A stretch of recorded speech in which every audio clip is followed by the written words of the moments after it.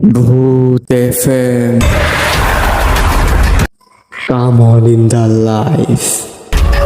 ভূত 2.0। বিশ্বাস করা না করাটা আপনার ব্যাপার। আসসালামু আলাইকুম এভরিওয়ান, বরাবরের মতো আপনাদের মাঝে নতুন একটি ভূতের গল্প নিয়ে হাজির হলাম। গল্পটি আমাদের মাঝে লিখেছেন টুঙ্গিপাড়া থেকে সিয়াম ভাইয়া। আর এই গল্পে আমাদের মাঝে গেস্ট হিসেবে থাকছেন আমার বরাবরের মতো আমার বন্ধু মাহফুজ। গল্পটি আমাদের মাঝে ইমেল করে যেভাবে পাঠানো হয়েছে আপনাদের মাঝে ঠিক তেমনভাবে উপস্থাপন করার চেষ্টা করবো ইনশাল্লাহ। চলুন তাহলে একটি রহস্যময় জঙ্গলের কাহিনী নিয়ে শুরু করা যাক।